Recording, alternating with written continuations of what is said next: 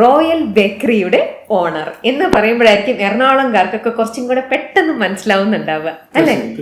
റഫീഖ് ഇക്ക ശരിക്കും ഇപ്പോൾ നമ്മുടെ ആലുവക്കാരനാണ് ഇന്നിപ്പോൾ. എന്നാൽ ഇക്കയുടെ തുടക്കം, ഇക്കയുടെ യാത്രകൾ എന്നൊക്കെ പറയുന്നത് ശരിക്കും ഭയങ്കര ഇൻസ്പയറിംഗ് ആയിട്ടുള്ള ഒരു കാര്യമാണ്. ഒന്നുമില്ലായ്മയിൽ നിന്നും എത്രയോ അങ്ങനെ നമ്മൾ പലരുടെയും യാത്രകൾ കേട്ടിട്ടുണ്ട് അല്ലേ? ഇക്കയുടെ ജേർണി അത്തരത്തിലുള്ള ഒന്നാണ്. ഒന്നുമില്ലായ്മയില്ല എന്നും പറയാൻ പറ്റില്ല, പക്ഷേ എന്നാൽ അങ്ങനെയാണേനും അവിടെ നിന്നും ഇക്ക ഇന്നിപ്പം നേടിയെടുത്ത ഈ 63 ബേക്കറികൾ, 21ഓളം സിനിമകൾ, അതിനിടയിലുള്ള കുറേ തമാശകൾ, വിഷമങ്ങൾ, എല്ലാം നമുക്കിന്ന് പറഞ്ഞു പോവാം ഇക്ക. തുടക്കം തന്നെ നമുക്ക് ആദ്യം ഈ ഒരു ബേക്കറിയുടെ കാര്യത്തിലുള്ള ഒരു ക്ലാരിഫിക്കേഷനിലേക്ക് പോവാം. എൻ്റെ സ്ഥലം തൃപ്പൂണിത്തുറയാണ്. തൃപ്പൂണിത്തുറയിലൊക്കെ ഒരുപാട് റോയൽ ബേക്കറി ഉണ്ട്. ഞങ്ങളുടെ എറണാകുളത്ത് എവിടെ നോക്കിയാലും എല്ലായിടത്തും royal bakery, royal food court, restaurant ഇതൊക്കെയാണ്. അപ്പോൾ എല്ലാം ഈ 63 ആണെന്ന് പറയുന്നത് എല്ലാം തന്നെ നമ്മുടെ ഇവിടെ ഉള്ളതാണോ? എങ്ങനെയാണ് അതെല്ലാം? നിങ്ങൾ താമസിക്കുന്ന തൃപ്പൂണിത്തുറയുള്ള എൻ്റെ സുഹൃത്തിൻ്റെ മോഹനൻ ചേട്ടൻ്റെയാണ്. ഞങ്ങളൊരു നാട്ടുകാരാണ്. തലശ്ശേരിയിലെ ചൊക്ലി എന്ന് പറഞ്ഞ ഗ്രാമത്തിലുള്ളവരാണ്. ശരിക്കും ബേക്കറിക്കാർ കൂടുതലും ആവേശത്ത് വരുന്നവരാണ്. ചൊക്ലിയിലുള്ളവരാണ് ബെസ്റ്റ് ബേക്കറിയുടെ വിശ്വനാഥൻ ചേട്ടൻ, ഈ റോയലിലെ ഞങ്ങൾ, മറ്റേ തൃപ്പൂണിത്തുറ റോയലിലെ മോഹനൻ ചേട്ടൻ, ഇവരൊക്കെ തലശ്ശേരിയിലെ ചൊക്ലി എന്ന ഗ്രാമത്തിൽ ഉള്ള ആളുകളാണ്. അവരൊക്കെ ഇവിടെ എറണാകുളത്ത് വന്ന് സെറ്റിലായി, ഞങ്ങളൊക്കെ. പക്ഷേ എന്നിട്ട് ഒരേ പേരിൽ, അപ്പം റോയൽ എന്നുള്ള പേര് തന്നെ, അപ്പം എന്താ നിങ്ങൾ പേര് മാറ്റിയൊന്നും വെക്കാത്തത് എന്തുകൊണ്ടാ? റോയൽ എന്നുള്ള പേര് രജിസ്റ്റർ ചെയ്യാൻ പറ്റാത്തൊരു പേരാണ്. ശരിക്കും ഞാൻ അന്ന് രജിസ്റ്റർ ചെയ്യാൻ പറ്റില്ല എന്ന് അറിഞ്ഞിരുന്നു എങ്കിൽ റോയൽ ഇടാതെ മറ്റെന്തെങ്കിലും പേര് ഇട്ടേനെ. റോയൽ എന്നുള്ള കോമൺ നെയിമാണ്, രജിസ്റ്റർ ചെയ്യാൻ പറ്റില്ല. അപ്പം ആർക്ക് വേണമെങ്കിലും ഇടാം. പിന്നെ ആ ലോഗോമാണ് രജിസ്റ്റർ ചെയ്യുന്നത്. അപ്പോൾ തൃപ്പൂണിത്തുറ സൈഡിൽ ഇപ്പം ഞാൻ എൻ്റെ കടകൾ തൃപ്പൂണിത്തുറ സൈഡിൽ ഉണ്ടാവില്ല. എനിക്കുള്ള എറണാകുളം, ആലുവ, പെരുമ്പാവൂർ, മൂവാറ്റുപുഴ, കോതമംഗലം, മറ്റേ അടിമാലി, ആ സൈഡാണ്. മോഹൻ ചേട്ടൻ ഞാൻ ഒരേ പേരായത് കൊണ്ട് ഞങ്ങൾ 2 റൂട്ടിലാണ് സഞ്ചരിക്കുന്നത്. ഓക്കെ. അപ്പോ നിങ്ങൾ തമ്മിലുള്ള സുഹൃത്ത് ബന്ധങ്ങളും നല്ല രീതിയിൽ തന്നെ വളരെ നല്ല സുഹൃത്ത് ബന്ധമാണ് ആണല്ലേ? കാരണം പിന്നെ എന്തുകൊണ്ട് ഈ ചൊക്ലി നാട്ടിലുള്ളവര് ഇത്രയും നല്ല ബേക്കറി ഭക്ഷണങ്ങളും പലഹാരങ്ങളും ഉണ്ടാക്കാനൊക്കെ കഴിവുള്ളവർ, നിങ്ങൾ ആ നാട്ടിൽ ഇതൊന്നും ചെയ്യാതെ നിങ്ങൾ ഇങ്ങോട്ട് വന്നത് എന്തുകൊണ്ടാ? അവിടെ ആളുകളുണ്ട് ഇഷ്ടം പോലെ.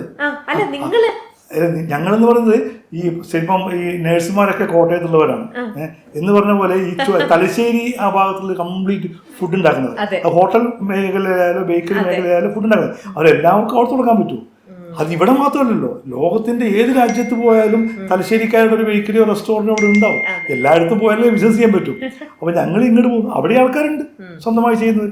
പിന്നെ ഞങ്ങൾ എറണാകുളത്ത് വന്നപ്പോൾ എറണാകുളത്ത് ഇഷ്ടപ്പെട്ടു. പക്ഷെ ഇപ്പൊ എനിക്ക് എറണാകുളംകാരനാണ്, എറണാകുളം ജില്ലക്കാരനാണ്. എന്ത് പറയാനാണ് ഇഷ്ടം. കൂടുതൽ ബന്ധങ്ങളും കാര്യങ്ങളും എല്ലാം ഇവിടെ തന്നെയാണ്.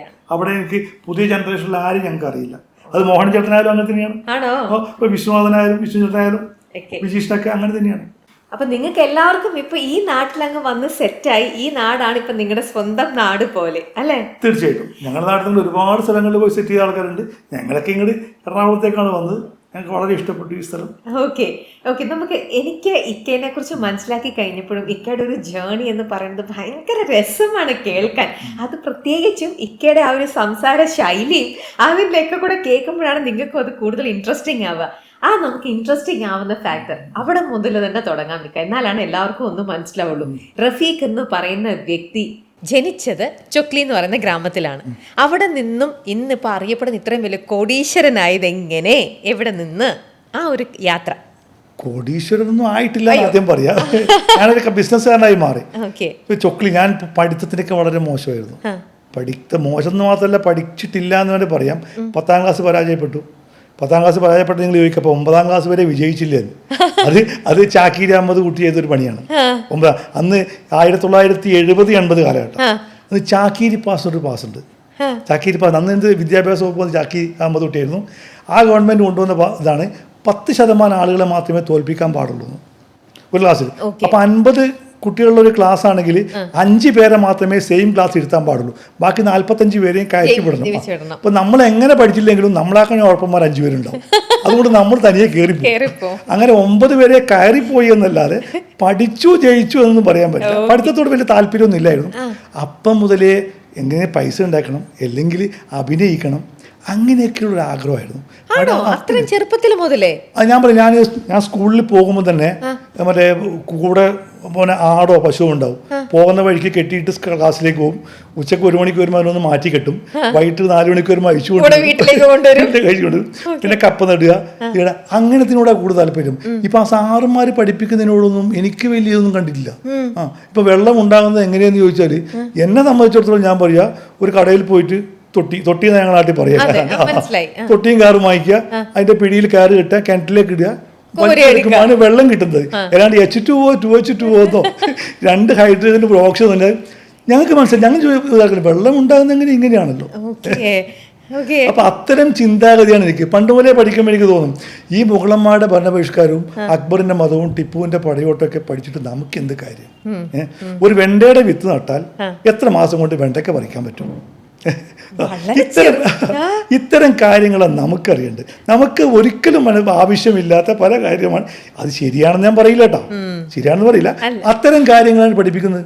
ഞാൻ ഒരിക്കലും സാറിനോട് ചോദിച്ചിട്ടുണ്ട്, ഈ വെള്ളരിക്ക ചീഞ്ഞു പോകുന്നത് എന്തുകൊണ്ടാന്ന് പറഞ്ഞപ്പോൾ സാറിന് അറിയില്ല പറയാൻ. അവസാനം ഇപ്പോൾ സ്കൂളിലേ പോകാത്ത പാടത്ത് പണിയെടുക്കുന്ന, പാടത്ത് ഞങ്ങളുടെ നാട്ടിൽ വയലെന്നാ പറയുക, വയലിൽ പണിയെടുക്കുന്ന കുമാരേട്ടനോട് ചോദിച്ചപ്പോൾ പറഞ്ഞു, ഇവിടെ നനഞ്ഞ മണ്ണാകുമ്പോൾ ചീത്തയാവും, നീ ഒരു ഇല അടിയിൽ വെച്ചിട്ട് അത് കായ്ച്ച് വലുതാകുമ്പോൾ ഒരു ഇല അടി വെച്ച് കൊടുത്താൽ മതി. എനിക്ക് ഉപകാരപ്പെട്ട കാര്യം പറഞ്ഞത് അദ്ദേഹമാണ്. അപ്പം അത്തരം ചിന്താഗതിയില്ല. പഠിക്കണം താല്പര്യമില്ല, അത് ശരിയാണെന്ന് ഞാൻ ഒരിക്കലും പറയില്ല. രീതി അങ്ങനെയായിരുന്നു. അപ്പൊ എങ്ങനെയെങ്കിലും കൃഷിയോടും ഇതിനോടൊക്കെ താല്പര്യം തോന്നാൻ അങ്ങനത്തെ ഒരു ഫാമിലിയിലായിരുന്നു ഇക്കയുടെ ജനനമൊക്കെ. രണ്ടറ്റവും കൂട്ടിമുട്ടിക്കാൻ ബുദ്ധിമുട്ടുന്ന ഒരു കുടുംബമായിരുന്നു. ഫാദറിന് ആലുവയിൽ ഒരു കച്ചവടം ഉണ്ടായിരുന്നു.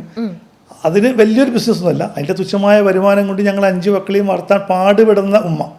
അവരെ കണ്ട് ഒരു പശുവിനെ വളർത്തിയിട്ടാണ്, പശുവിനെയും കൂടെ വളർത്തുന്നുണ്ട് ഉമ്മ. കാരണം വാപ്പ കൊടുക്കുന്ന പൈസേക്കാണ് എക്സ്ട്രാ എന്തെങ്കിലും പൈസ വേണമെങ്കിൽ ഇതാണ്. അതിൽ 1 ഗ്ലാസ് പാല് വീട്ടിലേക്ക് മാറ്റി വെച്ച് ബാക്കി പാല് വിറ്റാണ് പൈസ ഉണ്ടാക്കുന്നത്.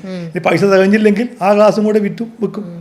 അങ്ങനെ ജീവിതം മുന്നോട്ട് പോകുന്ന സ്നേഹനിധിയായ ഒരു ഉമ്മയുടെ 5 മക്കളിൽ എത്രാമത്തെ ആളാണ്? ഞാൻ മൂന്നാമത്തെ സെൻട്രാണ്. എനിക്ക് ജ്യേഷ്ഠനുണ്ട്, ജ്യേഷ്ഠത്തിയുണ്ട്, അനുജനുണ്ട്, അനിയത്തിയുണ്ട്. നമ്മുടെ നടുവിലാണ്. ഓക്കെ.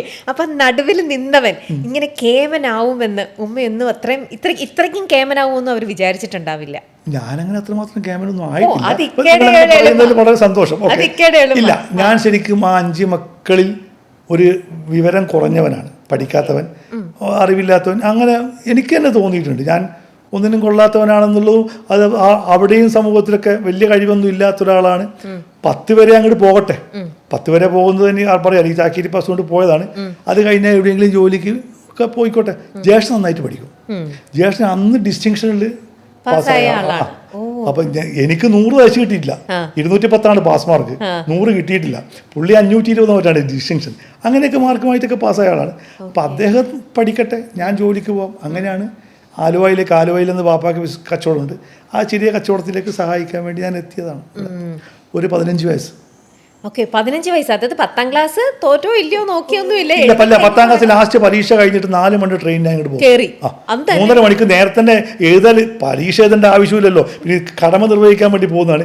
4 മണി വരെ പരീക്ഷ. ഞാൻ 3:30 തന്നെ കഴിഞ്ഞ് വേറെ റെയിൽവേ സ്റ്റേഷനിൽ പോയി ട്രെയിൻ കയറി ഇങ്ങോട്ട് പോകുന്നു.